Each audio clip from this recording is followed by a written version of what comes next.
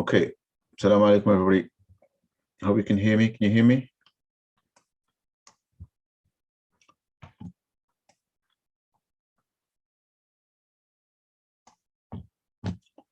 Yes. Sound is okay? Yeah. All right.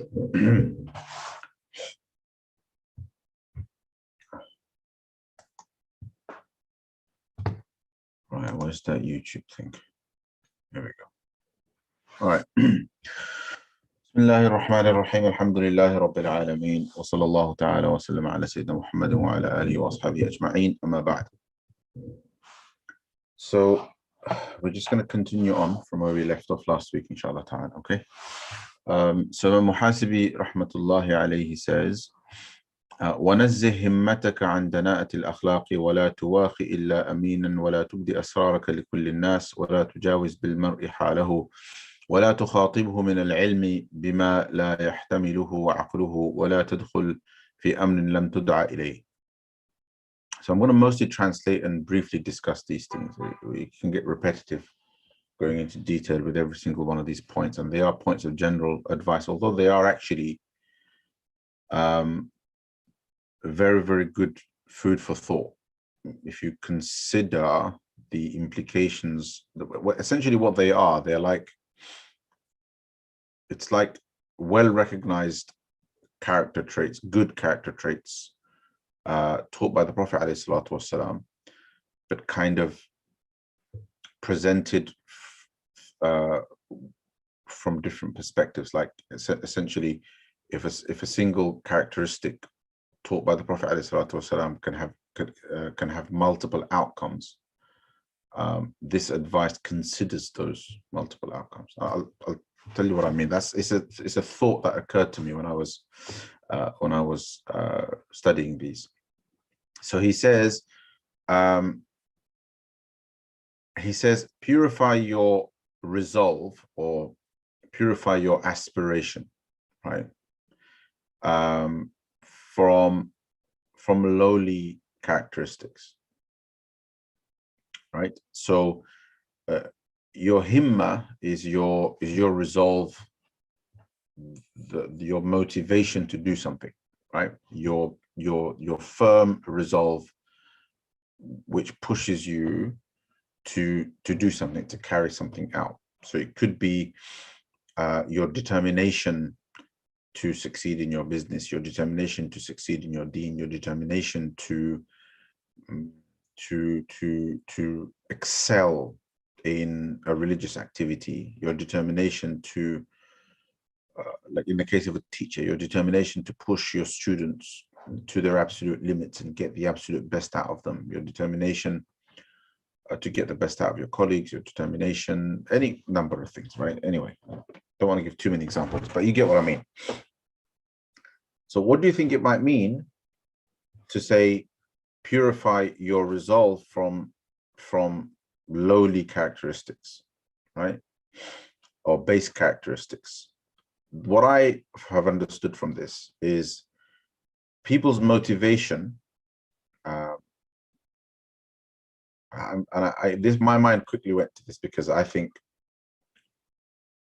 if there's anyone watching this or sees this who's worked with me, I think they'd understand where I'm coming from, and that is that people who are resolved to accomplish something can easily end up appearing unempathic towards other people who are struggling to keep up.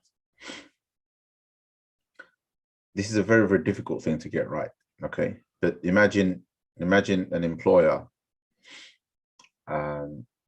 anyone in a position of power, a father, and an elder sibling, a teacher, anyone who has some sort of hold over somebody else, right? They can easily end up demonstrating anger, frustration, demonstrating cruelty and harshness and it's all a product of their own determination to achieve something. And it may be that what they are trying to achieve is good, is noble, right? It's for the community, it's for the deen, it's for the greater good, it's for humanity, and so on. But essentially, their resolve leads them to resort to demonstrating the lower, and you can be relative about this. That doesn't mean they're being a monster. Al-muhasibi's trying to raise the bar, and he's trying to tell us, like the ideal way for you to pursue your goals and pursue your objectives, and apply your resolve and your motivation to achieve your aspirations would be, well, the best way to achieve it would be with your pure akhlaq intact, with your good akhlaq intact. All right, if you can do it with, so think of this in the context of leadership skills, right? If you could achieve all of that with a demonstration of really good leadership characteristics, then you have achieved it in the best possible way. So a father can get there, and fatherhood is a good example, I guess, because this is probably a universal manifestation. This is a universal example of resorting to base characteristics or lowly characteristics out of a desire to achieve certain aspirations. By the way, is this making sense? Is this relatable, or have I completely am I kind of off on some tangent?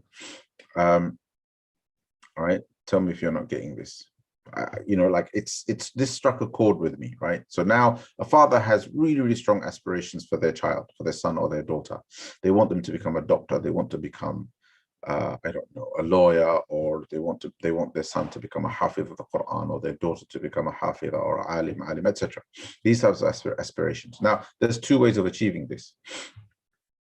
One is to demonstrate the best possible akhlaq on that journey, and to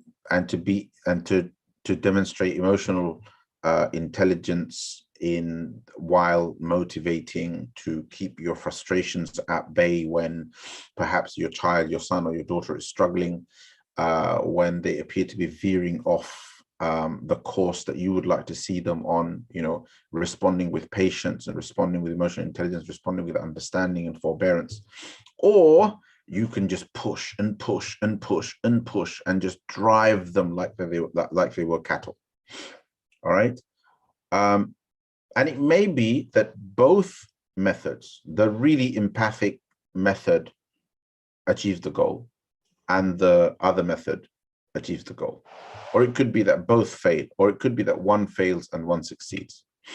The bottom line is that there is one constant, or there are two constants in either scenario. You can say that there are two constants irrespective of outcome, because outcomes sometimes are down to a person's qadr, all right, and down to a wide number of variables that are always difficult to pinpoint. But there is one thing you can pinpoint. You can pinpoint the father's good akhlaq in one example, regardless of success or failure.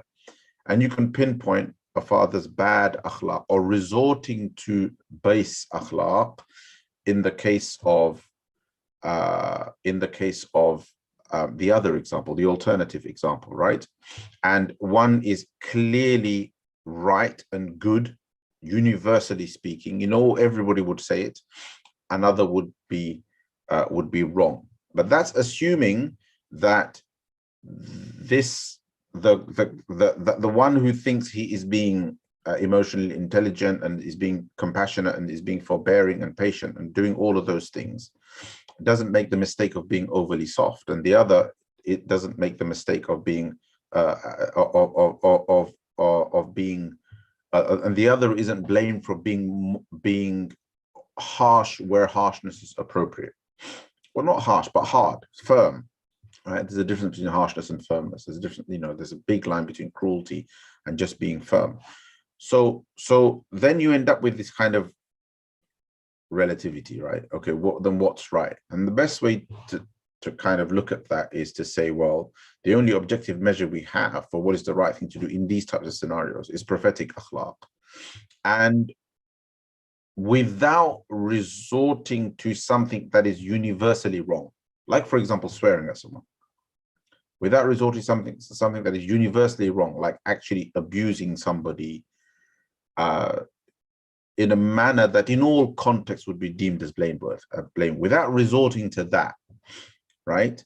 And utilizing akhlaq that are known to be good, kind of in the characteristics of the Prophet ﷺ and in makarim al-akhlaq and so on, kind of using that as a benchmark. And then obviously there's lots of different ways in which that can be applied, resolving to try to apply them with some wisdom, i.e. with some efficacy, try to apply them in a manner that is most effective, most efficient, and so on. That's probably the only kind of standard you can go for. There's always going to be some errors, but what is clear is if there's bad akhlaq demonstrated on the one hand, then that is clearly wrong, right? It may well be that somebody who's applied the best possible method and has employed the best possible akhlaq doesn't get the desired outcome, but they will not emotionally and psychologically damage their child. Whereas the other may emotionally and psychologically damage their child, even though their child did achieve what they were meant to achieve. All right, an employer may well succeed with his employees, but may not be able to hold on to them because of the level of dissatisfaction, or may damage them and harm them. You know, like make millions for themselves, but end up with employees that they can't retain, or employees who just have really, really bad quality of life. That eventually results in poor outcomes in the longer term, or perhaps underperformance in comparison to, say, a competitor, right? So I don't want to kind of use the corporate world as an example, but more kind of in the space of social leadership, if you like, in the context of family, in the context of community, and so on. This is extremely in the context of teaching. This is an extremely important point, and very, very wise statement actually by al-muhasibi. Okay, carry on. And do not وَلَا تُوَاخِ إِلَّا أَمِينًا, and do not take as your brother except somebody who is trustworthy, who has amana. Take as your brother, so think of this as the muakhat.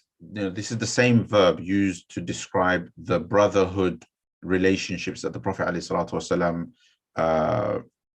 instituted between the muhajirun and the ansar, right? Taking somebody as a really kind of firm friend and brother who kind of shares who you go to with your sorrows, and who you share your secrets with, and you know, who you trust with your life and with your wealth, and so on and so forth, who you entrust your family to when you're away, and etc. That kind of brotherly relationship, in a scenario where perhaps this person isn't your blood brother, meaning there isn't a blood-based bond. In that scenario, you know, the advice is only make sure that it isn't based on some deluded notion of friendship, some deluded notion of loyalty. You know, just the length of time that you have spent together, or something like that. But rather make sure that it is that if you do end up in that kind of firm and strong friendship and brotherhood type relationship with somebody, you treat somebody as your brother, that you differentiate between people who are trustworthy. You differentiate on the basis of trust. And it may well be that, you know, Muslim akhul Muslim, right? A Muslim is the brother to a fellow Muslim. So all brothers and sisters in that sense, in the general sense, you know, but there are levels to that. And sometimes we may end up you know, really, really close to somebody who we confide in, and so forth, a brother, or you know, a sister with a sister, and so on. But we haven't considered, this is the point of the advice, we haven't considered how trustworthy they are, how much amana they have inside of them. And and never ever, basically, never ever you know, end up in a relationship where you expose your secrets and your deepest feelings to somebody who doesn't have amana. And amana means that they would never divulge to another person. They would always respect your privacy, no matter what. No matter what, they would never divulge something that you have said to them without your permission. Okay, so that's extremely important. And the next point is related. وَلَا تُبْدِي أَسْرَارَكَ لِكُلِّ النَّاسِ. And don't divulge your secrets to all people. Right? Don't divulge your secrets to all people. So don't go around moaning about something terrible that's happened in your family. That is kind of private. Right? That's private. Some people, they just like to talk about anything and everything and like to present themselves as an open book. Not a good idea. All right, it's good to have secrets, especially if they are awrat, if they are things that are normally, kept private. All right, matters of privacy are matters of privacy. And then there's grades to it. There are things that the Prophet ﷺ severely criticized, like talking about bedroom behavior, for example, right, is something that the Prophet ﷺ frowned about severely, and that's considered a breach of amana, right? And I know that that's something that people do, right, quite often. But as a general, so there are different secrets, but as a general principle, don't go around talking about your private affairs with everyone. All right, I think that goes without saying. And if you do trust anyone with any kind of a secret, then make sure that it's somebody who has amana in them, right? And amana is a principle that kind of runs through everything. And amana is such a big burden that trust is such a big burden that Allah subhanahu wa ta'ala said that inna aradna al-amanata ala as-samawati wal-ardi wal-jibal fa-abayna an yahmilnaha wa ashfaqna minha wa hamalaha al-insan. That we presented this weighty responsibility of trust to the heavens and to the mountains, and they refused. And this is of course based on the understanding that they have a level of consciousness with which Allah subhanahu wa ta'ala is able to communicate with them, and they're able to worship Allah subhanahu wa ta'ala, and they're able to make dhikr of Allah and make tasbih of Allah. وَإِن مِّن شَيْءٍ إِلَّا يُسَبِّحُ بِحَمْدِهِ وَلَكِنْ لَا تَفْقَهُونَ تَسْبِيحَهُمْ. There is not a thing except that it glorifies your Lord, or declares the purity of your Lord, but you do not understand its tasbih, you do not understand its glorification. So therefore, there is a degree of consciousness in all creation, and we associate power and greatness and size and that kind of thing to the skies or to the heavens and to the mountains, and Allah subhanahu wa ta'ala says, I presented amana to them and they refused to take it. They refused such a burden. فَأَبَيْنَ أَن يَحْمِلْنَهَا وَأَشْفَقْنَ مِنْهَا, and they feared it. وَحَمَلَهَا الْإِنسَانِ, but mankind took it. Mankind showed boldness and took it.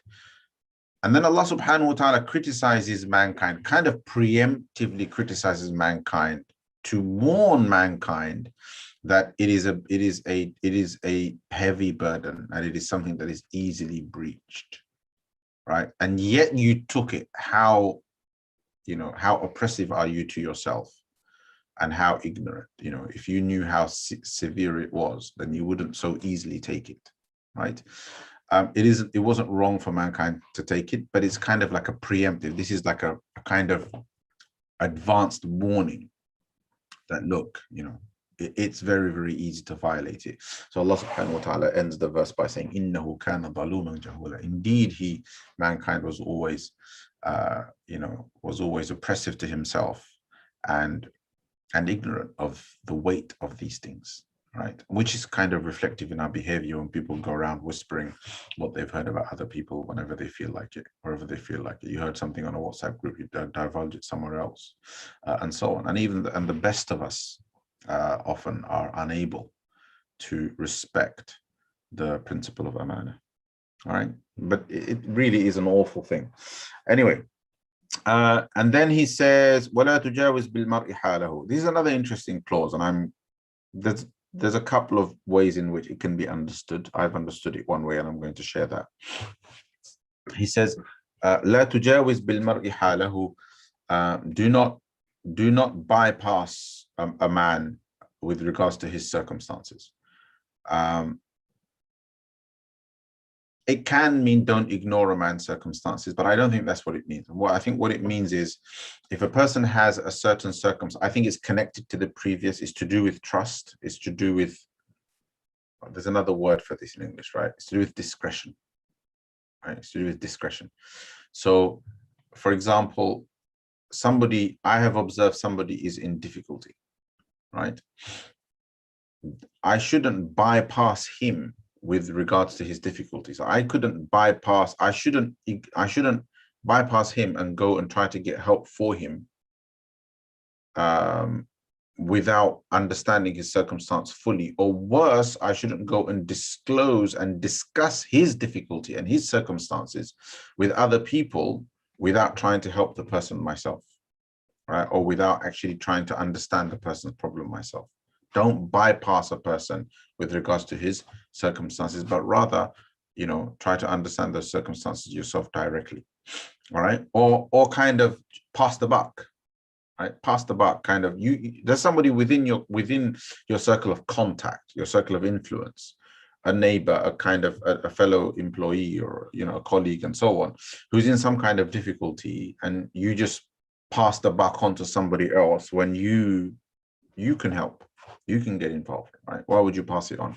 So it's a good idea to be involved, especially when it comes to assisting other people, but also not to bypass them and talk about them to others and share their grief and difficulty with other people without having tried to help them yourself first. All right.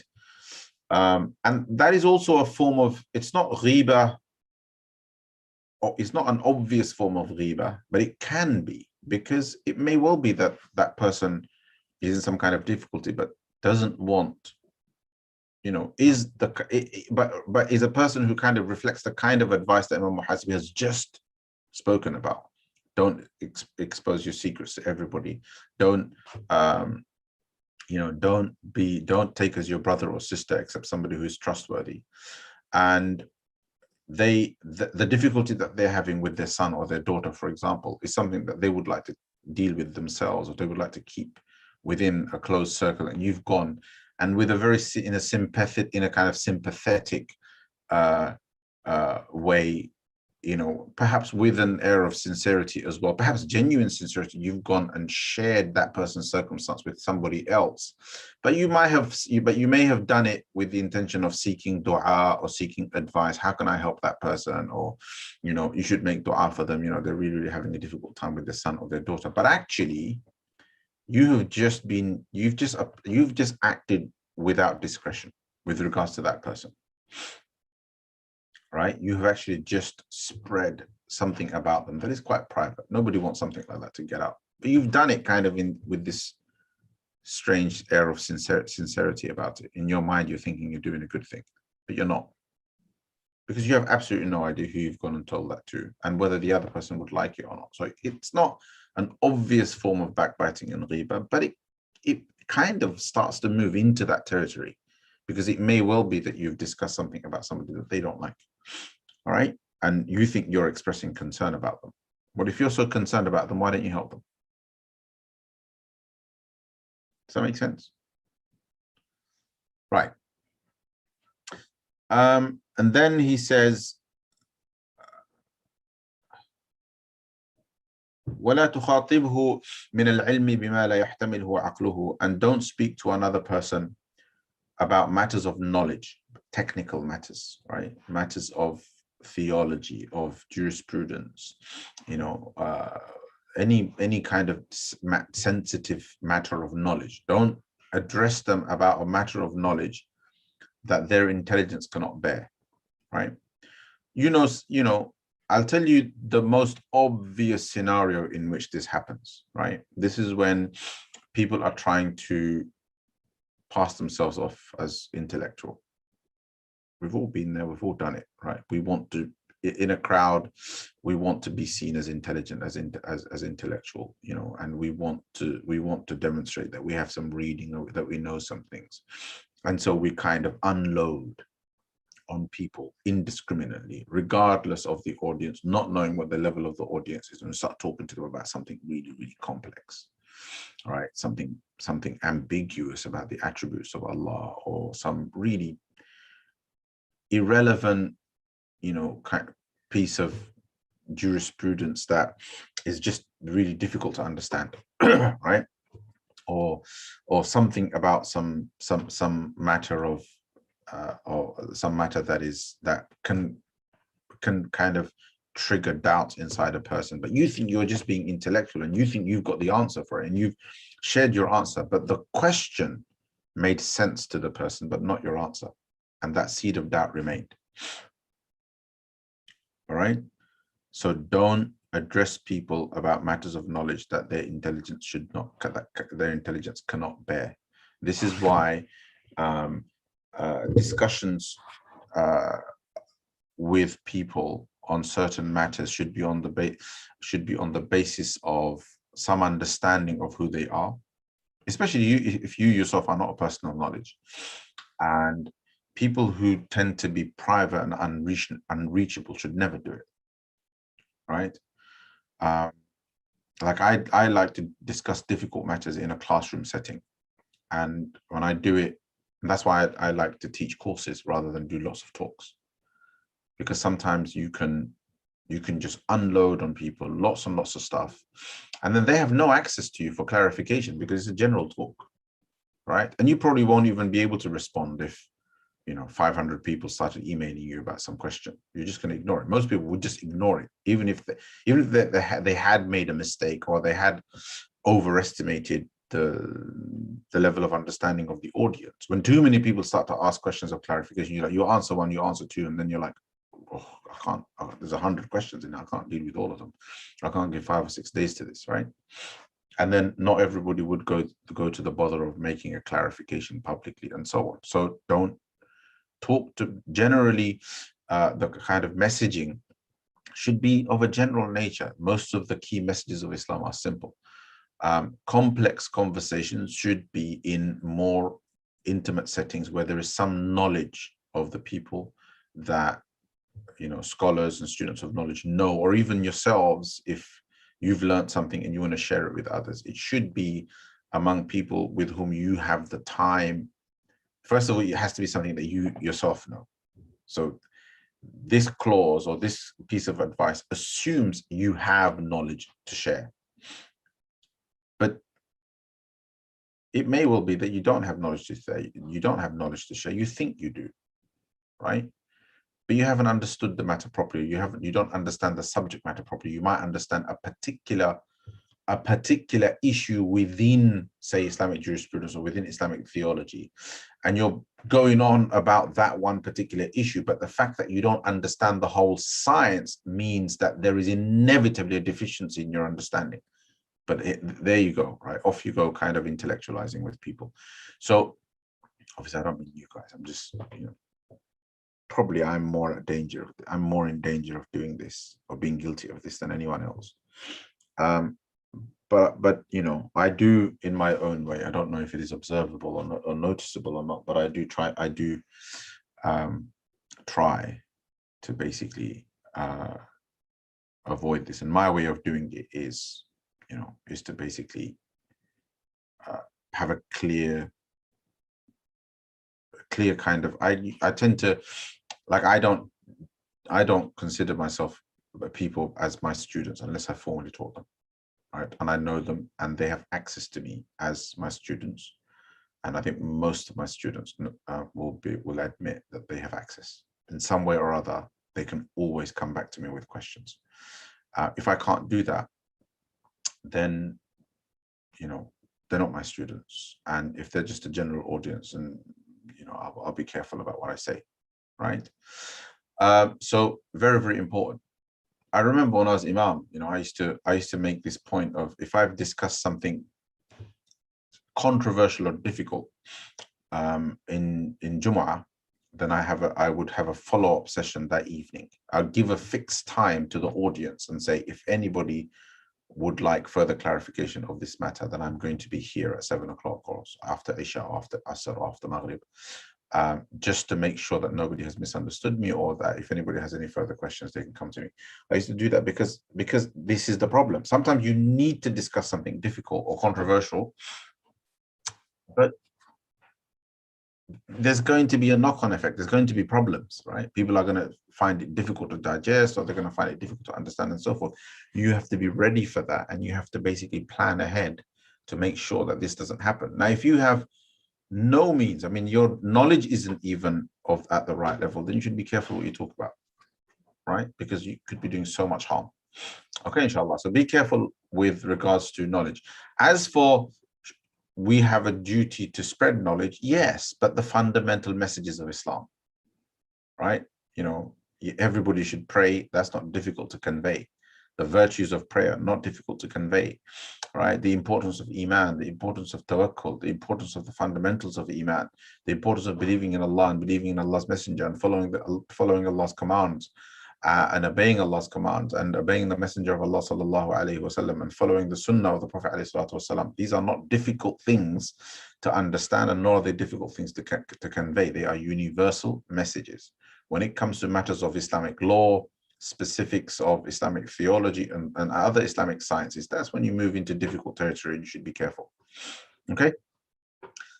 And then he says, وَلَا تَدْخُلْ فِي أَمْرٍ لَمْ تُدْعَ إِلَيْهِ وَلَا تَدْخُلْ فِي أَمْرٍ لَمْ تُدْعَ إِلَيْهِ. And this, perhaps here I'll try to give you an example of, I'll try and explain it in the context of a hadith. So he says, don't enter into a matter that you have not been invited to.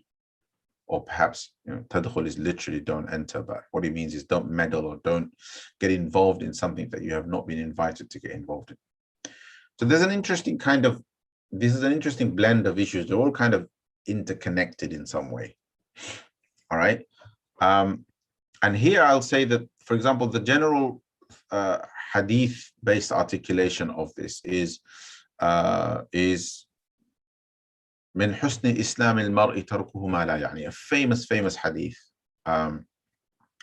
in which, you know, Nawawi mentions it in his 40, it's authentic, and it's the beauty of a person's Islam is for them to abandon things or stay away from things that do not concern them. Do not get into matters that don't concern you. So this is kind of from that perspective, but here it's socialized a bit more. It's not as generalized as the words of the hadith. And he's saying basically, if a person hasn't invited you into their affair, right, then don't go and meddle. So where can you meddle? Well, you need to be more concerned, or we all need to be more concerned about the people who are within our circle of influence, not the whole world. Not start meddling in everybody's business, all right? You know, your neighbors 10 doors down, the people in the next street, when you've got immediate neighbors who you ignore, all right? People need to be more concerned about their families, their relatives, people who are within their circle of influence, somebody who might listen to you because you have a relationship with them, because you have an influence over them, because you're an older brother, older sister. There's people out there who are blasting the dawah scene, right? Or getting into other people's business to try to kind of, I don't know, it could be in a matter of religion or any other matter, right? Charity, you know, you get people who are like out there kind of dishing out their money, right? Ignoring immediate family. So the same goes for the affairs of people. Don't meddle if you haven't been invited, right? And there are sometimes contexts in which even uninvited, you need to get involved, but that's usually contexts where the people in question are within your circle of influence, like your son, your daughter, right? Your nephew, your niece, your brother, your sister, right? You know, your wife, your husband, people immediately within your circle of influence. They are the people with whom you may well need to meddle. So this distinction needs to be made. All right. And if it seems like, you know, somebody needs help, but is, you know, or so that one thing is meddling. I think here we have to differentiate between meddling in other people's affairs and helping somebody in need. There has to be a distinction.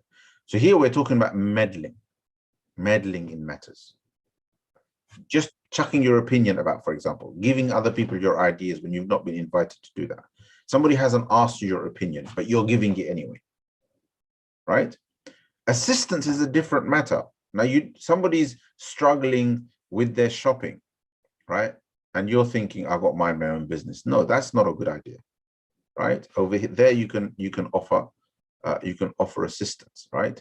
Somebody doesn't ask for help, financial help, right? And so you don't offer it, but you know that they're struggling. No, over here, perhaps you should try and use some wisdom and find a way to see if you can be of some assistance in some way, because Allah subhanahu wa ta'ala speaks about this in Surah Al-Baqarah, where he talks about al-fuqara al-muhasirin alladhina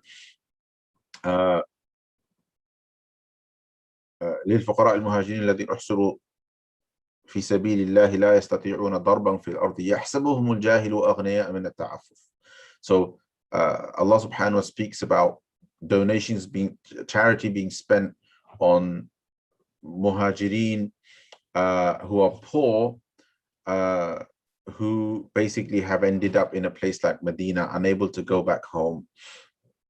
But they don't beg. No matter the difficulty, they don't beg. يحسبهم الجاهل أغنياء من التعفف. A person ignorant of their circumstances would think they were well off, that they were rich because of their ta'affuf, because they refrain from asking for help, right? So people like that should be sought out. People like that should be sought out, and wisdom should be used to make sure that you haven't overstepped. All right, and sensitively they can be approached with assistance. But and then you have the kind of the people who are out there constantly relying on other people's help.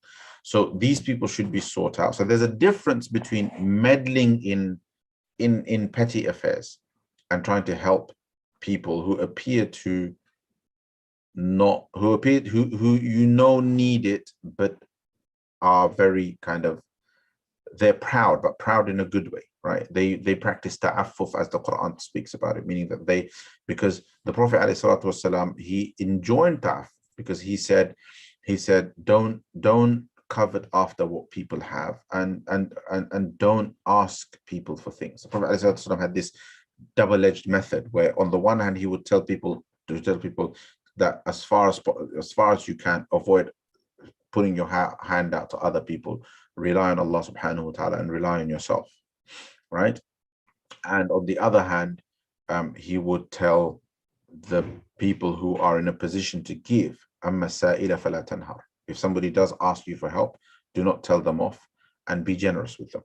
So there's a kind of double-edged, apparently contradictory advice going on, because on the one hand you want people to be as independent as possible, but on the other hand you want people to seek out those who genuinely need help but won't because of a good character trait in them.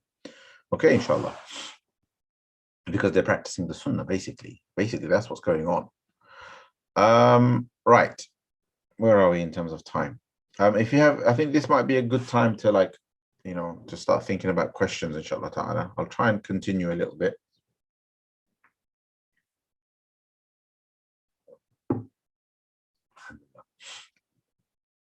Okay, and then he says, وَوَقِّرْ مَجَالِسَ الْعُلَمَاءِ وَاعْرِفْ قَدْرَ الْحُكَمَاءِ وَلَا تَدَعِ الْمُكَافَأَةَ وَالصَّنَائِعَ وَأَعْرِضْ عَنِ الْجُهَّالِ وَاحْلُمْ عَنِ السُّفَهَاءِ وَشَاوِرْ فِي أَمْرِكَ الَّذِينَ يَخْشَوْنَ اللَّهِ. So I'll try and do that paragraph, inshallah ta'ala. Yeah, he says, and always hold in high esteem the gatherings of scholars. وَوَقِّرْ مَجَالِسَ الْعُلَمَاء. I mean, this can be the holding it in high esteem and respecting it can mean any number of things. So number one, participate in them, where they are accessible. Number two, help organize them. Number three, make them happen. Number four, encourage scholarship, support scholarship. So there's all sorts of ways in which, but generally,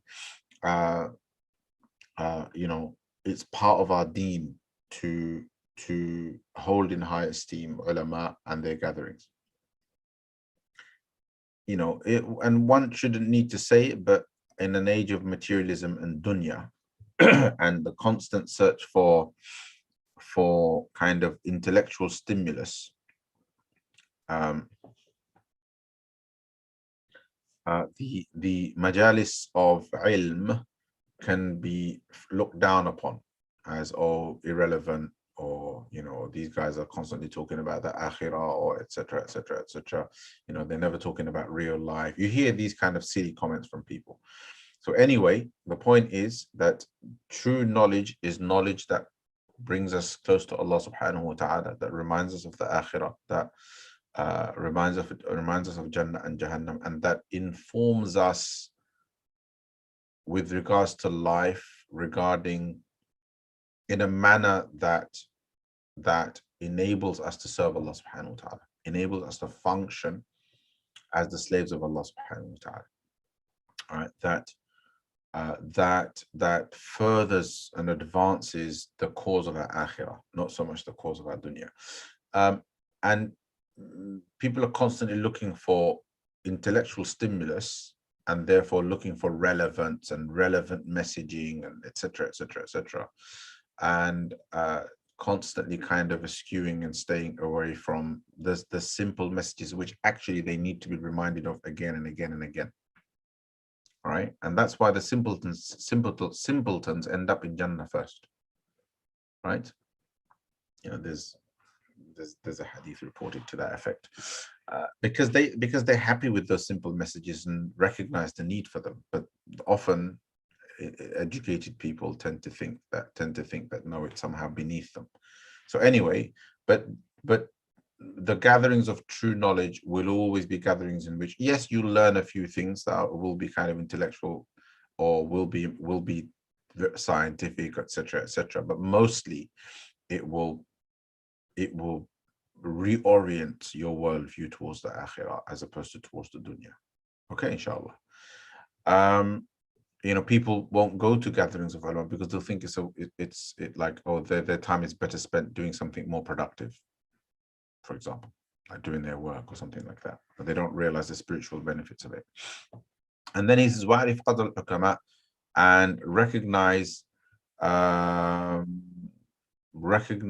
the value of wise people, right?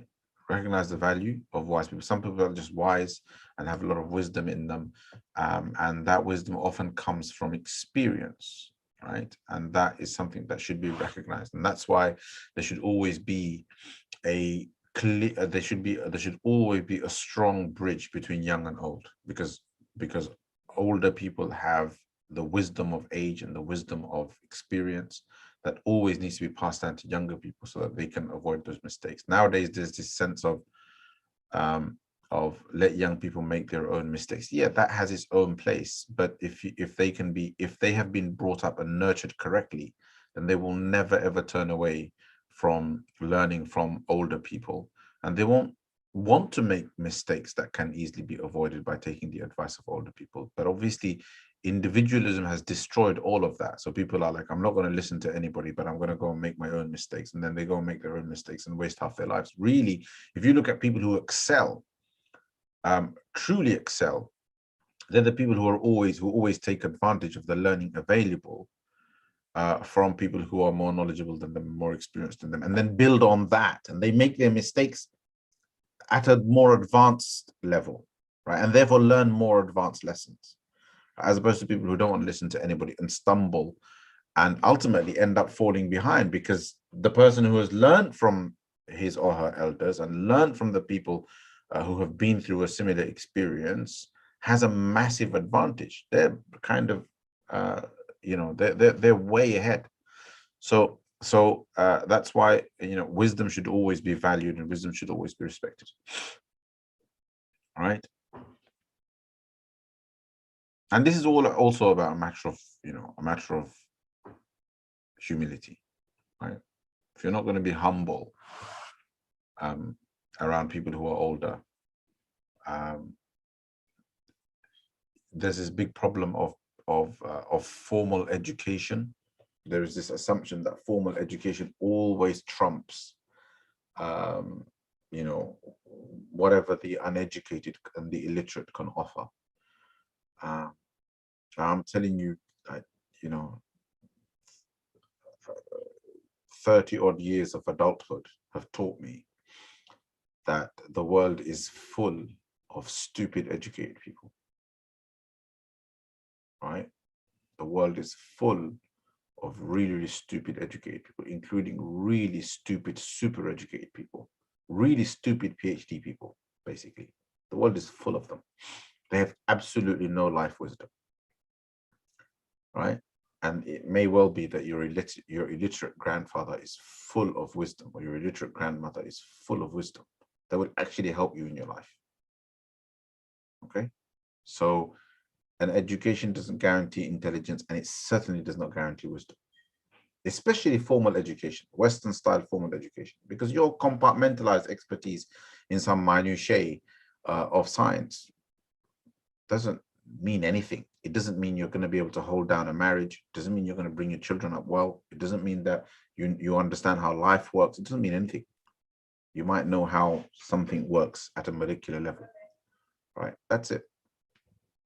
You know, the fact that you know how to treat people medically doesn't mean you have any kind of social intelligence or emotional intelligence or anything of that nature, and that you're going to make a success of some of the important things in life, right? So very, very important to remember that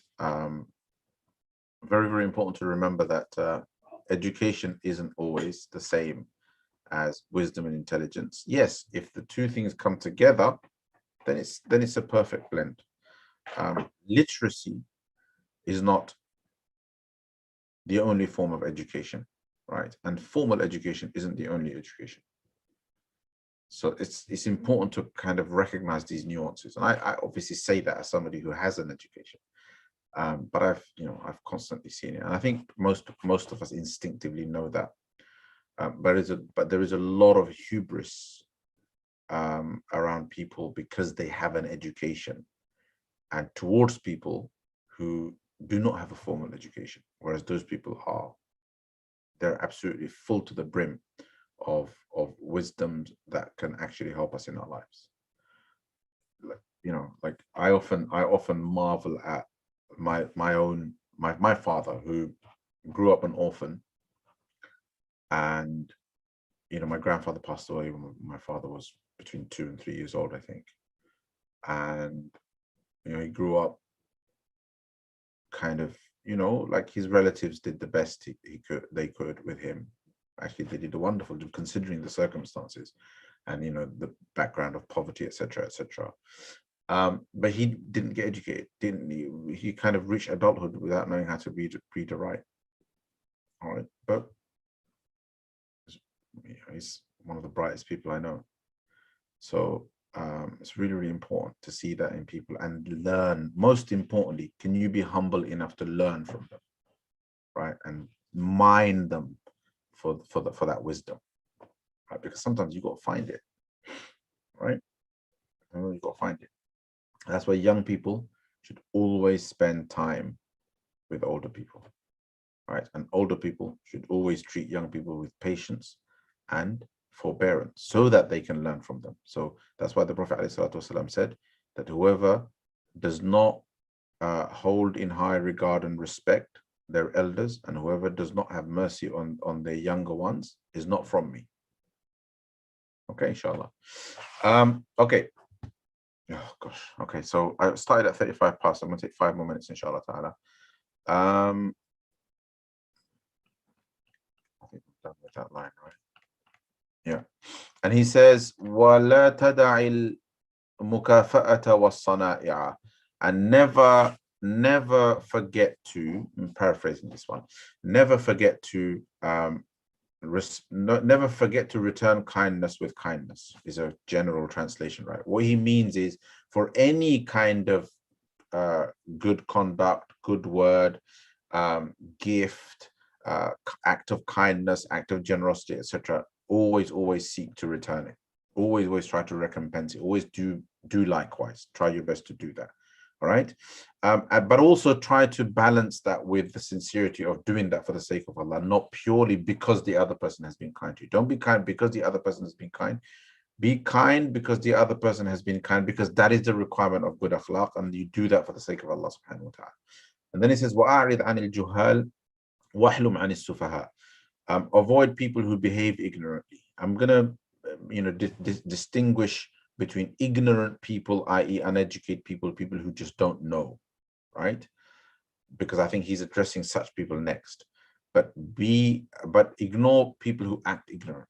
Right? When people are acting ignorantly towards you, just say salam and move on.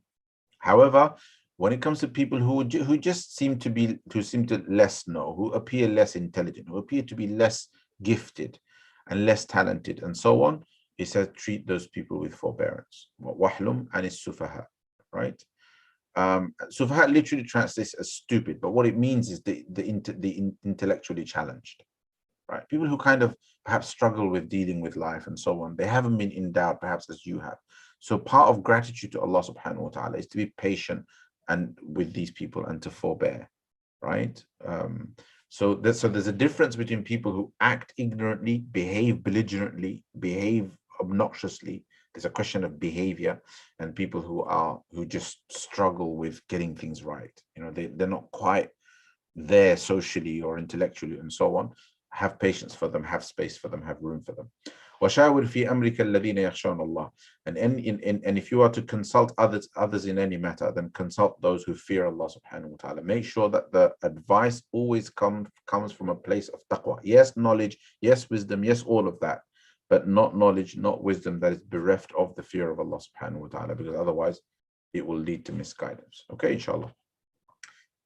So made some progress, inshallah. Let's leave it there. I have this kind of vague aspiration. I haven't checked if it's possible or not, but I have a vague aspiration to try to finish before Ramadan. We'll see if that's possible. To finish the text before Ramadan, and then after Ramadan to start like a, I don't know, like a, what do they call them? Like a Monday evening podcast or something, and do a wider range of topics and so on until I've decided on perhaps another text to go through. But anyway, Jazakumullahu khairan. So I'll probably move a little bit faster. I hope. I find it difficult to do that, but I'll try my best, inshallah. Okay, so if you can be patient, I will take some questions if there are any. Of course, I don't know if there are any questions. When in a high pressure environment, there is one question. So when in a high pressure environment, when your character may slip due to high aspirations, do you have any tips or tricks to keep yourself in check?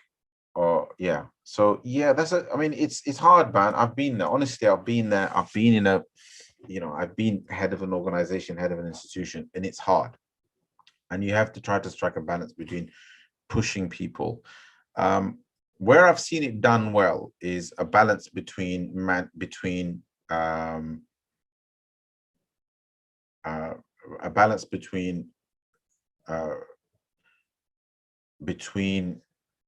general expectations and managing the individual. So sometimes you present these lofty aspirations, these big plans to everybody, and you generally kind of put out this message of everyone's going to have to really, really work hard and put the extra hours in and blah blah blah blah blah blah blah.